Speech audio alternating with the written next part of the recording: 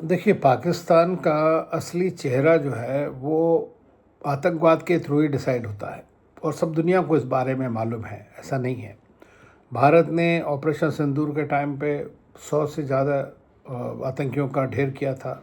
बहावलपुर और जितने भी ये जैश और एलईटी जितने भी हैं इन सब के ठिकानों पर अटैक किया था और उनको सबको नेस्तनाबूद किया था।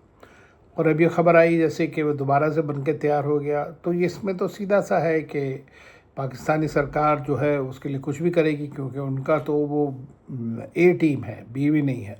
क्योंकि वो सबको आगे लगा करके उनको भारत के ख़िलाफ़ क्रॉस बॉर्डर टेररिज्म करते हैं। रही बात इंटरनेशनल एजेंसीज़ की, तो वो सब अपना काम अपने ढंग से करती हैं। तो मेरा मानना यह है कि जहाँ तक आतंकवाद की बात है, वहाँ तक भारत ने अपना जो भी रवैया अपनाया है या जो भी हमारा रिस्पांस मैकेनिज़्म है, ज़ीरो टॉलरेंस है, उसमें एकला चलोरे की पॉलिसी लानी पड़ेगी, क्योंकि हमें किसी और पे डिपेंड नहीं कर सकते ये आतंकवाद से डील करने के लिए, क्योंकि सारी दुनिया इस बारे में डबल स्टैंडर्ड्स लेकर के चलती है। चाहे वो हमारे स्ट्रेटेजिक पार्टनर्स हों, हमारे मित्र हों या हमारे दुश्मन हों। लेकिन पाकिस्तान एक ऐसा देश है जो आतंकवाद को अपनी एक स्टेट पॉलिसी मानता है, एक फॉरेन पॉलिसी का बड़ा अहम हिस्सा है उनकी। और उनकी जो आर्मी है और या उनकी जो आईएसआई इंटेलिजेंस है, उसके लिए उनके जीने का एक सबब है।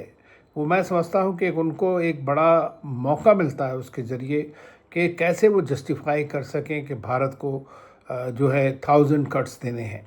तो मेरा मानना यह है कि ये एफएटीएफ हो या यूएन हो या दूसरी हो एजेंसीज़, वो सब थोड़ा बहुत अपना दिखावा करते हैं।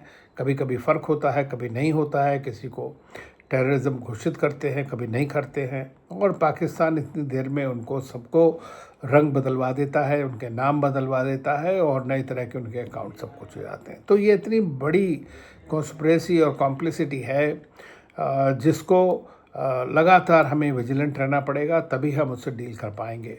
नहीं तो पाकिस्तान की जो शातिर पॉलिसीज़ हैं इसके बारे में, जो उसकी पूरी एजेंसी इसी में लगी हुई हैं कि कैसे भारत को डिस्टेबलाइज़ किया जाए, उसको हमें किसी भी हद में किसी भी हालत पे रोकना पड़ेगा और उसके लिए खुद ही सारे कदम लेने पड़ेंगे।